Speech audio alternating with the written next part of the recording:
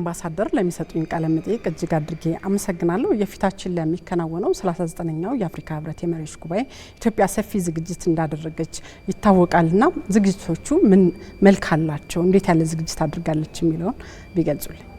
ይሄ የአፍሪካ መሪዎች ጉባኤ በየአመቱ የምናስተናግደው ነው። ግን በየጊዜው በየአመቱ የማስተናገድ አቅማችንንም እያጎለበትን ከሎጂስቲክስ ከፕሮቶኮል ስራዎች ባሻገር ደግሞ በይዘት ደረጃ ኢትዮጵያ እንደ አንድ አባል ሀገር በአፍሪካ ህብረት ውስጥ የራሷን ብሔራዊ ጥቅም የሚያስጠብቁ አጀንዳዎችን በንቃት የምታራምድበት አጋጣሚን የሚፈጥር ነው።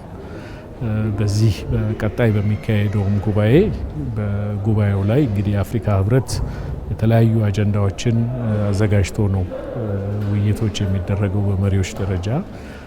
ባለፈው አገባደድነው የፈረንጆች ወር 3 ሳምንታት የአፍሪካ ቋሚ መልእክተኞች አምባሳደሮች አፍሪካ ህብረት ላይ ያሉ አጀንዳ በመቅረጽ ደረጃ ተከታታይ ውይይቶች ሲያደርጉ ቆይተዋል። በዚህ ውይይትም ለውጭ ጉዳይ ሚኒስትሮቹ የሚቀርበውን አጀንዳ አንጥረው አውጥተዋል። እዛም ላይ ኢትዮጵያ በአፍሪካ ቋሚ መልእክተኛ ጽህፈት ቤቷ በኩል እንዲሁ ንቁ ተሳትፎና ዝግጅት አድርጋለች።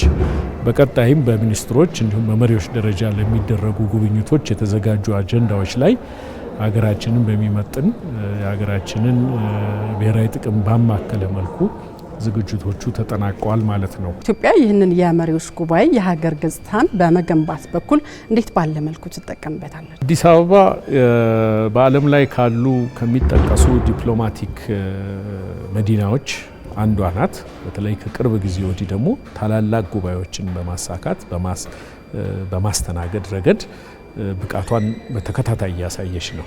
በተለይ ደግሞ ባለፈው አመትና 2 አመት በእርግጠኝነት መናገር የምንችለው ካለፈው አመትና ከዘንድሮ አመት እንኳን በ38ኛው መሪዎች ጉባኤና በ39ኛው መሪዎች ጉባኤ መካከል እንኳን ይሄ የአፍሪካ ህብረትን የሚያስተናግድ ከተማ አዲስ አበባ ሰፊ የሆነ ለውጥና እመርታ እያሳየ ያለ ከተማ ነው።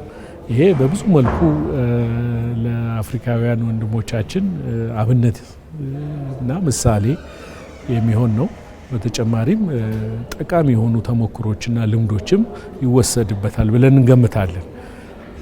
ሌላው ምንድነው እንግዲህ አፍሪካ በአጠቃላይ እንደ ራዕይ ያስቀመጠው ተባብሮ ተጋግዞ ማደግ ይቻላል።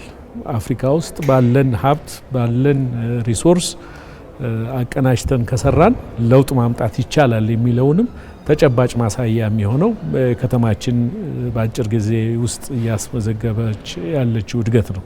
ስለዚህ በሁለንተናዊ መልኩ ለዚህ ጉባኤ በይዘትም በፕሮቶኮልም በሰላምና በጸጥታም በእንግዳ ተቀባይነታችንም ሁለንተናዊ የሆነ ዝግጅት የተደረገበት ጉባኤ ነው። ሀገራችን ኢትዮጵያ ለአፍሪካ ምሳሌ የሆነችባቸው ከታሪክም ስንረዳ በርካታ ተግባራት አሉ። አሁንም ደግሞ በልማቱ ዘርፍ የአፍሪካ ምሳሌ እየሆነች የመጣች ሀገር ናት። ይህንን ምሳሌነቷን በማስቀጠል ረገድ አሁን ያለችበት ደረጃ ምን ይመስላል? ኢትዮጵያ ከአፍሪካ አንድነት ድርጅት ምስረታ ጊዜ ጀምሮ በአህጉሩ ውስጥ ተምሳሌት የሆነች ሀገር ናት።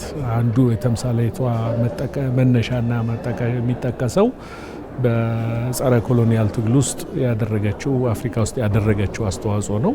ከዛም ውጪ ብቸኛዋ ነጻ ሀገር ሆና ኮሎኒያሊዝምን ያሸነፈች ሀገር ሆኗ መገኘቷ ለሌሎች የመንፈስ መነሳሳት የመንፈስ ጥንካሬን በነጻነት ትግሉ ወቅት እነኚህን እሴቶች ለአፍሪካውያን ወንድሞችና እህቶች የማጋራት እድሉ የነበራት ሀገር ናት። በአሁኑ ወቅትም ምሳሌያዊ የሆኑ ታላላቅ ፕሮጀክቶች እየተገበረች ያለች ሀገር ናት። ለአብነት የታላቁ የህዳሴ ግድብ መመረቅ ኢትዮጵያውያን በብዙ ውጣ ውረድ ውስጥ ያለፈ ታላቅ ፕሮጀክት ነው። ይህንን ፕሮጀክት ተግባራዊ ለማድረግ በጽናት ተባብረው ይህንን ፕሮጀክት እውን ማድረጋቸው በሌሎች አፍሪካ ሀገራት የሚያጋጥሙ የልማት ተግዳሮቶችን በጽናት በመቆም ማሸነፍ እንደሚቻል ተምሳሌታዊ የሆነ ስራ ነው ታላቁ ህዳሴ ግድብ። ስለዚህ እነኚህ ሁሉ ከቅርብ ጊዜ ወዲህ በአረንጓዴ አሻራ የሚሰሩ ስራዎች፣ በከተማ ለውጥ እድገት እየተሰሩ ያሉ ስራዎች፣ የከተማ ልማት ስራዎች ሁሉ በራስ አቅም አፍሪካ ውስጥ ለውጥ ማምጣት ይቻላል የሚለውን ቁልፍ መልእክት ለማስተላለፍ የሚበቁ ታላላቅ ስራዎች ናቸው። ይሄም በቀጥታ ከአፍሪካ አጀንዳ 2063 ጋር የተያያዘ ነው። የአፍሪካ አጀንዳ 2063 ትል ራሷን የቻለች አፍሪካ፣ ሰላሟ የተረጋገጠች አፍሪካ፣ ልማቷ የተረጋገጠች አፍሪካን ማየት ነው። ስለዚህ ወደዛ ግብ አስተዋጽኦ የሚያደርጉ ተጨባጭ የሆኑ ስራዎች እየተከናወኑ ያለበት ሀገር ስለሆነ ያ ተምሳሌታዊነቱ በዚህ ይገለጻል ብዬ ገምታለሁ። አመሰግናለሁ።